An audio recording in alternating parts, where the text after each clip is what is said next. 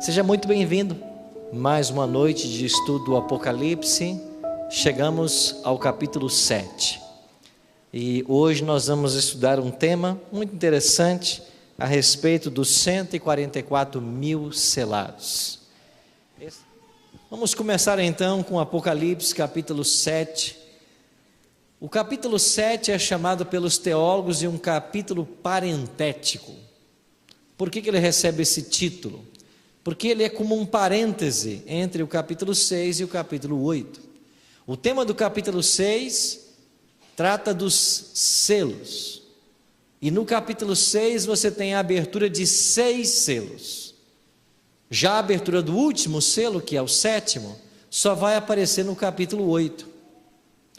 Então o capítulo 7, ele é colocado entre o 6º e o 7º selo. E o capítulo 7 foi escrito para responder uma pergunta formulada no capítulo 6. Então olha para o capítulo 6, verso 17. Porque chegou o grande dia da ira deles, e quem é que pode? Suster-se. Os versículos 12 a 14, 15 e 16, todos estão falando dos eventos sobrenaturais que terão lugar por ocasião da volta de Cristo. Ou os eventos, pelo menos, que anunciarão a volta dele. O céu se enrolando como um pergaminho, os montes iam sendo movidos de seus lugares, os reis da terra fugindo, pedindo que as montanhas caiam sobre eles. Esse é o cenário. Está para ser aberto o último selo. E o capítulo 8 diz que quando o Cordeiro abrir o 7º selo, haverá silêncio no céu por meia hora.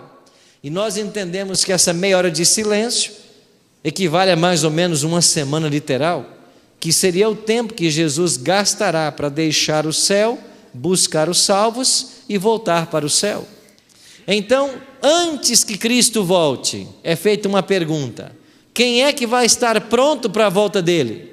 O capítulo 7 responde: os 144 mil. Então, eu queria introduzir o tema de fazendo uma declaração que talvez seja surpresa para você. Se você ficar vivo para ver Cristo voltar e estiver salvo, você vai pertencer aos 144 mil. Alguns disseram amém, né? Eu vou repetir então, para você não sonhar com a morte. Se nós ficarmos vivos e estivermos salvos quando Cristo voltar, nós pertenceremos aos 144 mil. Agora sim. Por que isso? Vamos entender nessa noite. Apocalipse 7:1, comecemos o estudo. Depois disso, vi 4 anjos em pé nos 4 cantos da terra, conservando seguros os 4 ventos da terra, para que nenhum vento soprasse sobre a terra, nem sobre o mar, nem sobre árvore alguma. O que João viu? 4 anjos, nos 4 cantos da terra. Mas pastor, a terra não é quadrada. Aqui é uma alusão aos pontos cardeais: norte, sul, leste e oeste. Os anjos estão segurando os ventos, para que nenhum vento soprasse. Lá em Jeremias, capítulo 4, versos 11 a 13, há uma comparação entre os ventos e a tormenta e a chegada do exército babilônico, quando da destruição de Jerusalém, no ano 586 a.C. Assim, os ventos na profecia simbolizam guerras, rumores de guerras. Há anjos que estão impedindo uma guerra mundial. Até quando? Versículo 2. Vi outro anjo subindo do nascente do sol, tendo o selo do Deus vivo, e clamou em grande voz aos 4 anjos, aqueles aos quais fora dado fazer dano à terra e ao mar, dizendo: não danifiqueis nem a terra, nem o mar, nem as árvores, até selarmos na fronte os servos do nosso Deus. Então os anjos estão impedindo que aconteça uma guerra mundial, até que o povo haja sido selado. Então, Deus está dirigindo o processo de selamento. E esse povo vai ser selado para a salvação. Então, no Apocalipse, você tem a humanidade recebendo um selo. Ou nós receberemos o selo de Deus, aqui descrito, ou receberemos o selo da besta, conforme vimos em Apocalipse 13. E o anjo de Apocalipse 14, o terceiro, versos 9 a 12, ele diz claramente: se alguém adora a besta e recebe a sua imagem, esse perderá a sua salvação. Mas aqueles que recebem o selo de Deus são selados para a salvação. Aí vem uma pergunta: pastor, quando é que começou esse selamento? Ele já aconteceu? Ele está acontecendo? Eu, nas minhas pesquisas, tenho chegado a uma conclusão. O selamento do capítulo 7 é algo que nós falamos há muito tempo na igreja, mas não havíamos conectado. O selamento do capítulo 7 é o derramamento da chuva serôdia. Será selado no capítulo 7 as pessoas que forem batizadas com a chuva serôdia. Em 2 momentos: aqueles que serão batizados para a pregação e aqueles que serão batizados para a conversão. Os que já conhecem o Evangelho são batizados para anunciar as 3 mensagens. Os que não conhecem o Evangelho, mas o aceitam, são batizados para arrependimento e salvação. Então, na minha visão, o derramamento da chuva serôdia é a mesma coisa do selamento do capítulo 7. Pessoas já foram seladas no passado? Sim, a Bíblia ensina que Deus sela com o Espírito Santo. Em todo o tempo da história, Deus teve o seu selo. Mas o selamento do capítulo 7, ele é um processo escatológico. Ele só acontece no tempo do fim. O selamento do capítulo 7 não é para as pessoas que viveram há 100 anos atrás. São para os últimos moradores da terra. Então os anjos estão impedindo que o mundo termine até que Deus tenha selado os sinceros. E finalmente o Apocalipse apresenta apenas 2 grupos de selados na volta de Cristo. Como eu já falei, os selados com o selo de Deus e os selados com o selo da besta. É por isso que eu acredito que o selamento do capítulo 7, ele não ocorreu em outro tempo na história. Ele é concomitante com o selo da besta. E o selo da besta ainda não existe. Concorda você? O selo da besta ainda não existe. Ellen G. White é clara em dizer que o domingo só será a marca da besta quando ele for uma imposição legal a partir dos Estados Unidos. Então, enquanto o decreto dominical não for promulgado pela segunda besta de Apocalipse 13, que é os Estados Unidos, não existe selo da besta. E se o Apocalipse está ensinando por contraste, quer dizer que nós estamos num processo ainda de cumprimentos proféticos. E o selamento do capítulo 7, ele será concomitante com o selamento da besta. Então esta é a cena, os anjos estão aí selando. Agora, algumas perguntas têm que ser respondidas. Vamos para o verso 4. Então ouvi o número dos que foram selados, que era quantos? 144 mil. Da onde? De todas as tribos dos filhos de Israel. Então, nada que foi escrito na Bíblia é para ser ignorado. Nada. E o Espírito Santo, no processo de inspiração, ele não só inspirou o profeta a escrever, como ele acompanhou a escrita, para que as palavras corretas fossem usadas. E olha o que João escreveu aqui: então ouvi o número dos que foram selados. Você prestou atenção nisso?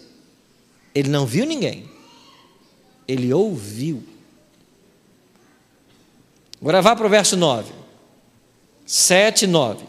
Depois dessas coisas eu o quê? Vi. O que João viu? Uma grande multidão. Então primeiro João ouviu, 144 mil foram selados. Versículo 9, João viu. O que ele viu? Uma grande multidão. Aí alguns olham para o capítulo 7 e dizem assim: os 144 mil é uma coisa, a grande multidão é outra coisa. Mas preste atenção num parâmetro estabelecido no Apocalipse. Primeiro João ouve, depois João vê. Vá para o capítulo 1. O que aconteceu no capítulo 1? Ouvi por detrás de mim uma voz que dizia: escreve estas coisas e envia às 7 igrejas. Ouvi. Voltei-me para ver quem falava comigo, e voltando, vi 7 candeeiros de ouro. João ouviu, depois João viu. Vá para o capítulo 5. João, não chores, porque o leão da tribo de Judá morreu para abrir o livro com 7 selos. Depois virei-me para ver e vi um cordeiro morto. Ele ouviu de um leão, mas quando ele foi ver, era um cordeiro morto. Vá para o capítulo 17. O anjo diz para João assim: João, vem, eu vou te mostrar a meretriz que cavalga sobre a besta. E ele me levou até um deserto. Primeiro, ele é convidado a... Desculpa, não é essa expressão. O anjo diz assim: vem, eu vou te mostrar a meretriz que se assenta sobre muitas águas. Depois, no verso 3, eu acho que é o 3, ele diz assim: e então ele me levou para um deserto. Primeiro ele ouviu, ela se assenta sobre muitas águas. Depois ele viu um deserto. Então isso é um padrão no Apocalipse. É um audiovisual. Primeiro ele ouve, depois ele vê. Então isso tem que ser conectado nesse capítulo. Apenas para a gente aprender uma coisa: o capítulo 7 não está tratando de 2 grupos distintos. O capítulo 7 está falando apenas de um grupo, os 144 mil.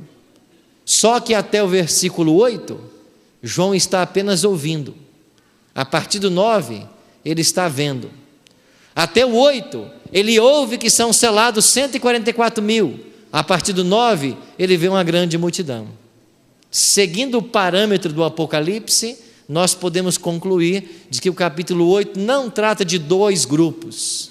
É apenas um grupo, os 144 mil, que é visto como uma grande multidão. Isso já deixa uma pista para nós a respeito da literalidade ou não do número. Nós vamos chegar nesse ponto ainda. Vamos adiante. Quem são os 144 mil? 3 características o texto nos oferece. A primeira nós acabamos de ler. São pessoas seladas com o quê? O selo de Deus. O anjo tem o selo de Deus, e esse selo tem que ser aplicado na fronte dos servos de Deus. Eu falei ontem para vocês sobre a intertextualidade, que você, para entender o Apocalipse, você tem que ir para o Antigo Testamento e encontrar as raízes do tema. Eu falei para vocês da besta de Apocalipse 13, que a sua raiz está em Daniel 3. Aonde está a raiz do capítulo 7, do selamento no Antigo Testamento? Está em Ezequiel 9. Porque em Ezequiel 9, você tem um homem recebendo uma ordem de passar pelo meio de Jerusalém e selar com um selo na testa de todos aqueles que temiam a Deus. Após esse selamento, vem agora agentes de destruição, e eles vão matar em Jerusalém todo aquele que não tem o selo na sua fronte. Olha aí, o selamento muito claro. Então em Ezequiel 9, o selamento tem uma finalidade: proteção e pertencimento. Esse é o povo de Deus e ele não vai morrer porque ele está selado. A visão de Ezequiel 9 nunca aconteceu literalmente. Foi uma visão profética, apenas para ensinar o povo de Deus, não que acontecesse um selamento literal. Vá também para o selo lá no Egito, quando um selo foi aplicado nos umbrais das portas, e o anjo da destruição ignorava a casa que tinha o sangue e ia para outra. Mesmo significado do selo: pertencimento e proteção. Agora, no capítulo 7 de Apocalipse, o selo é aplicado na última geração. Para quê? Pertencimento e proteção. Protegidos de quê? Dos últimos eventos que terão lugar na história desse mundo, antes que Jesus volte. Então, amigos, eles recebem o selo de Deus. Qual é o selo de Deus? O selo de Deus aparece na lei. Ezequiel 20 diz: santificai os meus sábados, pois servirão de quê? Sinal entre mim e vós. O verso 12 diz: também lhes dei os meus sábados para que servissem de sinal. O sábado é um sinal entre Deus e seu povo, e ele está na lei. Agora, alguns estão tentando alterar a lei de Deus e atacando especificamente o 4º mandamento, que é o sábado. Por quê? Porque é o único dos 10 que aponta a Deus como Criador. E o diabo sempre quis ocupar a posição de Deus. Quando Cristo esteve nessa terra, ele disse claramente que ele não veio mudar a lei ou os profetas. Mateus 5, 17 e 18. Ele não alterou nada. Agora, nós temos que entender o selo de Deus à luz de Tiago 2, 10 e 11. Tiago diz assim: pois qualquer que guarda toda a lei, mas tropeçar em um só ponto, é culpado de todos. O que é que Tiago então está ensinando? Que se eu quebrar um mandamento, eu quebrei quantos? Todos. São como elos de uma corrente. Para você partir uma corrente, basta quebrar um elo. Então, o selo de Deus é o sábado, mas por extensão é a lei. Porque se eu guardar só o sábado e quebrar os outros mandamentos, ou qualquer um deles, de nada adianta. Então, recebe o selo de Deus não só aquele que obedece o 4º mandamento, mas aquele que pela atuação do Espírito Santo obedece aos 10. Aí ele recebe o selo de Deus. Com isto em mente, nós já falamos aqui sobre a tentativa de se colocar o domingo no lugar do sábado. Nós vamos ter então o selo de Deus e o selo da besta. A última geração que viverá sobre o planeta, eles vão ter que escolher qual destes selos eles irão receber. Então, a primeira característica dos 144 mil, eles obedecem à lei de Deus e por isso eles recebem o selamento. Segundo, eles passarão pela grande tribulação. Apocalipse 7, 13 e 14. Um dos anciãos tomou a palavra dizendo: estes que se vestem de vestiduras brancas, quem são e de onde vieram? Respondi-lhe: meu Senhor, tu sabes. Ele então me disse: são estes os que vêm, da onde? Da grande tribulação. Aqui está a segunda característica dos 144 mil. Veja, nesse momento, eles já estão vestidos de branco. A princípio, João viu 144 mil, 12 mil de cada tribo. Aí eu pergunto para vocês, por que é que na primeira visão eles estão perfilados aos milhares, 12 mil em cada tribo, e na segunda visão eles estão vestidos de brancos? Por quê?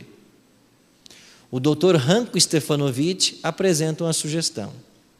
Ele diz assim: Apocalipse capítulo 7, dos versos 1 a 8, os 144 mil estão prontos para a última batalha. Dos versículos 9 em diante, eles já passaram pela batalha. Eles já estão de branco. Eles já saíram vitoriosos. Na primeira visão, eles estão aos milhares prontos para a guerra, como saía Israel, aos milhares. Na segunda visão, eles já estão de brancos porque eles foram vitoriosos. Vitoriosos em que batalha? Na grande tribulação. Eles vieram da grande tribulação. Por isso eles estão de branco. Porque eles venceram a grande prova final. Bom, aí temos que agora versar sobre essa grande tribulação. Daniel já havia escrito sobre ela. Estão lembrados? Daniel 12:1.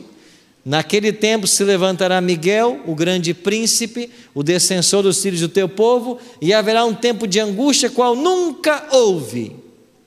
Um tempo de angústia qual nunca houve. O profeta Jeremias, no capítulo 30, ele fala desse tempo de angústia e ele compara a angústia escatológica com a angústia de Jacó. E o próprio Cristo falou também desse tempo de angústia que se abateria sobre a terra. Quando será esse tempo de angústia? Ele se inicia precisamente com o fechamento da porta da graça. Mas, pastor, o povo de Deus não vai ser provado antes disso? Quando sair o decreto dominical? Sim, haverá um tempo de angústia prévio, antes do fechamento da porta da graça. Mas a grande tribulação de Daniel 12:1 e de Apocalipse 7:14, ela situa-se após o fechamento da porta da graça. E o que é que vai gerar esta grande tribulação? Nós temos que comparar com o que aconteceu com Jacó no passado. Porque Jeremias faz analogia com Jacó. Então, o que é que aconteceu com Jacó e que vai acontecer com o remanescente do tempo do fim? Eu vou citar 4 pontos pelo menos. Primeiro, Jacó se angustiou porque descobriu que Esaú, seu irmão, vinha marchando contra ele com 400 homens para tirar-lhe a vida. O remanescente do tempo do fim sabe agora que tem um decreto autorizando os cidadãos a matá-los.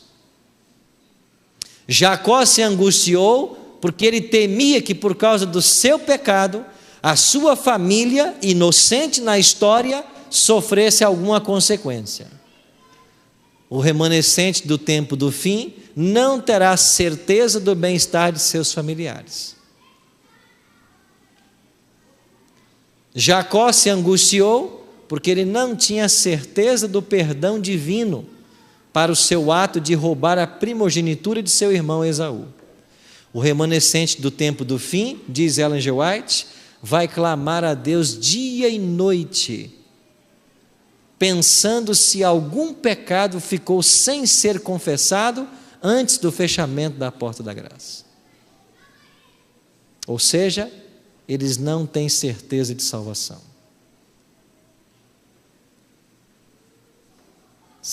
Um quarto ponto, naquelas condições, Jacó não tinha todo o conforto que ele tivera em sua vida. O remanescente do tempo do fim também será um remanescente que não terá todo o conforto que nós temos hoje, principalmente nesse momento escatológico. Então são esses motivos que levarão os 144.000 a angustiar-se, a angústia de Jacó. Mas, pastor, por que é que eles não têm certeza de salvação? Não se fechou a porta da graça? Sim, mas eles não sabem que eles estão salvos. Mas, pastor, não já estão caindo as pragas? Sim, mas as pragas não são universais. Se as pragas fossem universais, quando caísse a primeira praga, quem não a tivesse, saberia que está salvo. Mas como elas são locais, o fato de não ter a praga não quer dizer que você está salvo. É por isso que haverá incerteza de salvação. E esses eventos é que configuram a angústia de Jacó. Agora, aqui em Daniel 12:1, a promessa já foi dada. Naquele tempo, livrar-se-á do teu povo todo aquele que for achado inscrito no livro. E lá em Jeremias, o profeta termina dizendo: ó, que tempo de angústia é esse? É angústia para Jacó, o Senhor, porém, o livra dela. Então, em todos os textos, a promessa de livramento nos está garantida. Nós iremos passar por esse tempo de angústia incólumes. Não seremos atingidos por nada, a não ser pelo desespero espiritual, pela dúvida que nos assaltará. Mas aí então fica uma pergunta, e eu quero fazer para você agora. Agora eu vou perguntar. Se a porta da graça já está fechada, todos os casos para salvação ou perdição já estão resolvidos, certo? Sim ou não? Sim. A pergunta é, por que é que Deus colocou no seu cronograma profético um tempo de angústia para a gente que já está salva?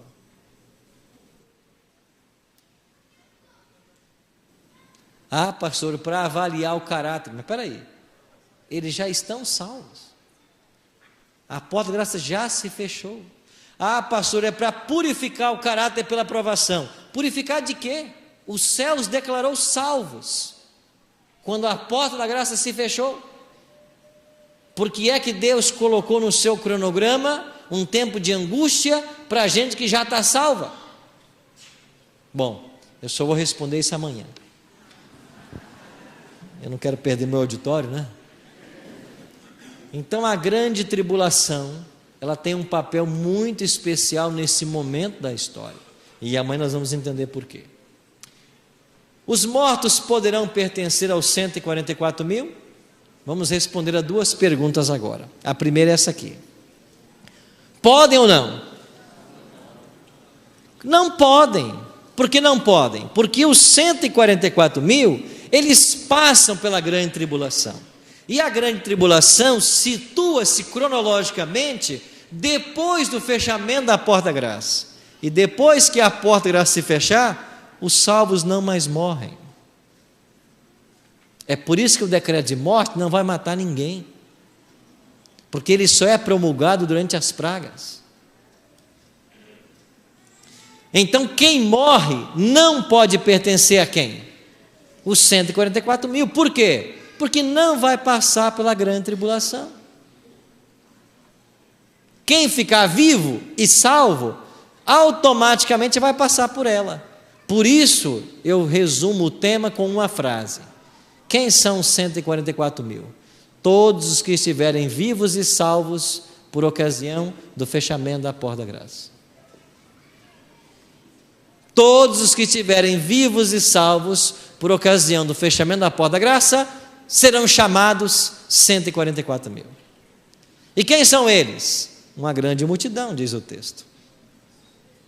E os mortos? Mas pastor, o senhor tem que ler mais profecia, porque o anjo disse para ela em Jeoade que ela faria parte de 144 mil. E agora? O anjo disse assim: ele, Enoque, percorria o lugar como se realmente estivesse em sua casa. Ellen G. White está falando de Enoque, aquele que viveu já por aqui, Deus levou para ele. Pedi a meu anjo assistente que me deixasse ficar ali. Não podia suportar o pensamento de voltar a este mundo tenebroso.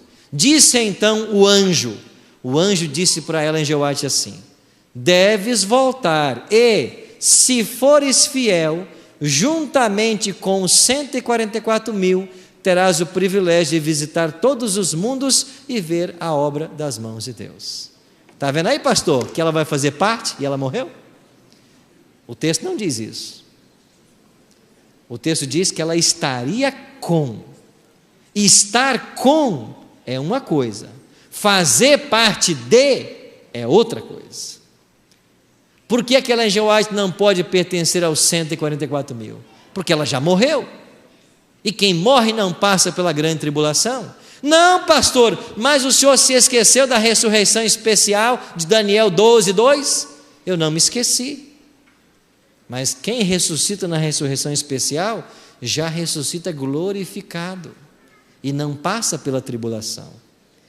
Não, pastor, mas tem uma outra mulher, que Ellen G. White disse que ela morreu e ela vai pertencer aos 144 mil. Ellen G. White disse isso?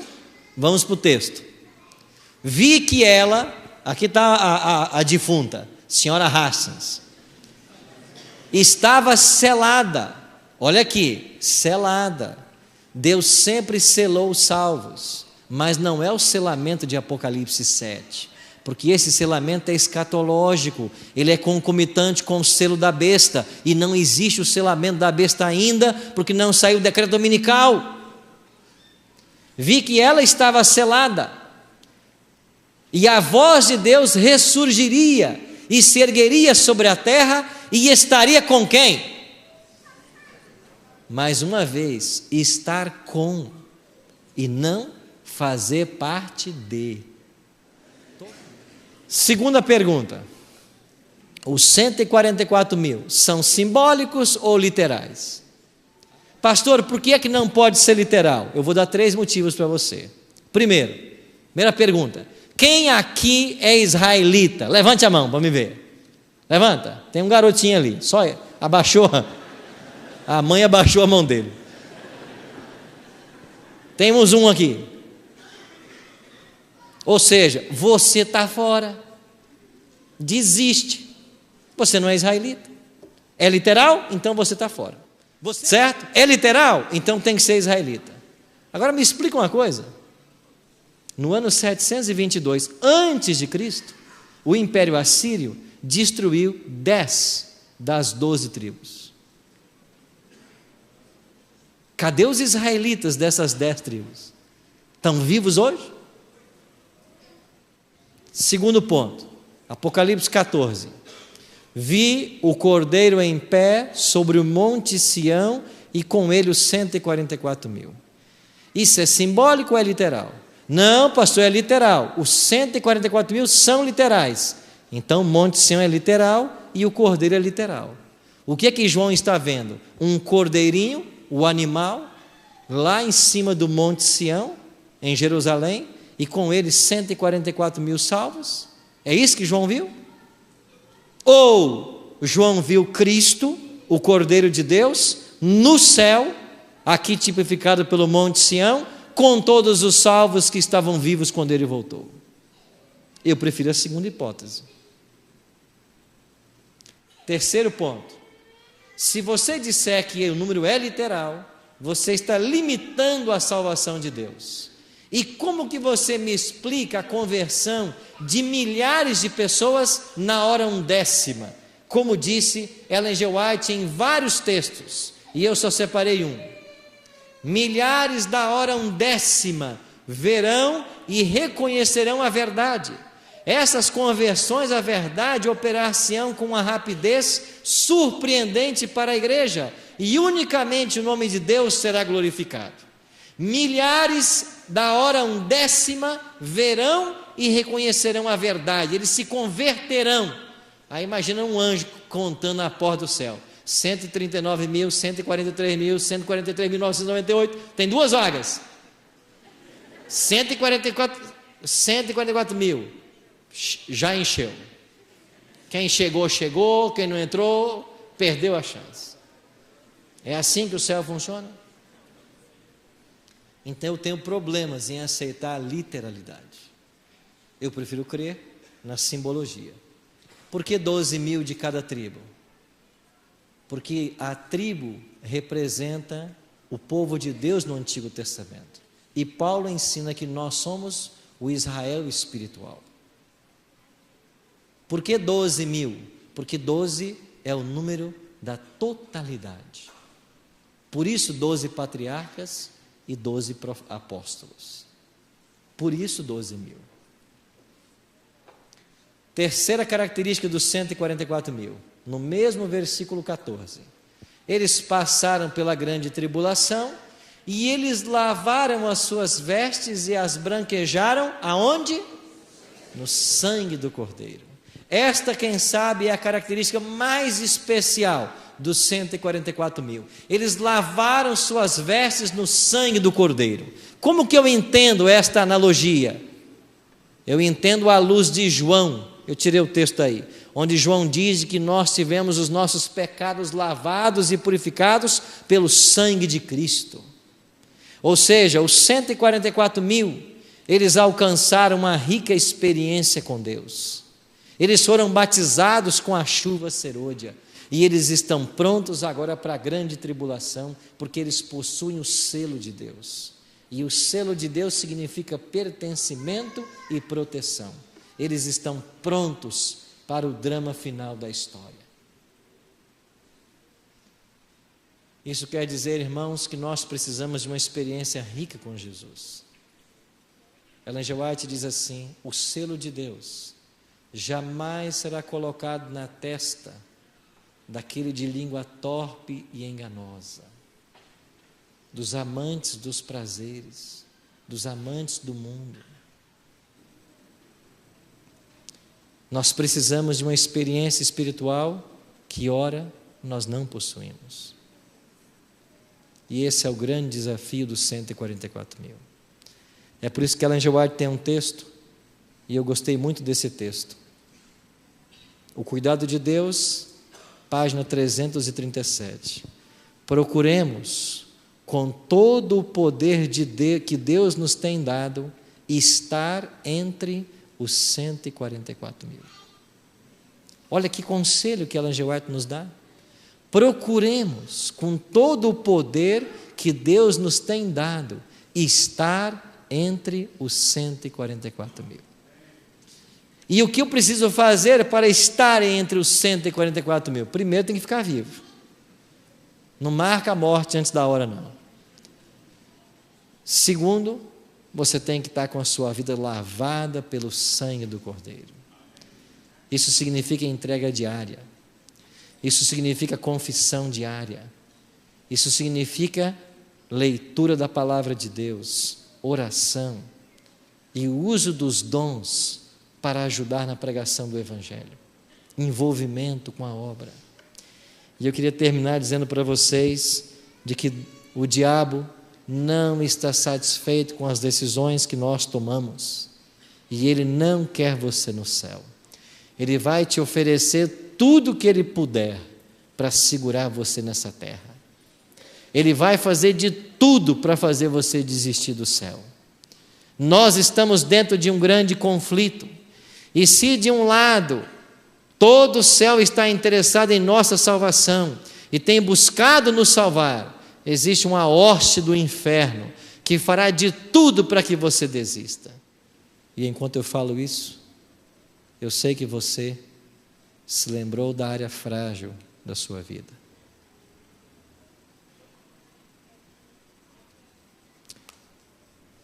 Eu sei que você se lembrou. Mas nessa noite, há esperança para você. Há esperança. Porque o céu quer você lá.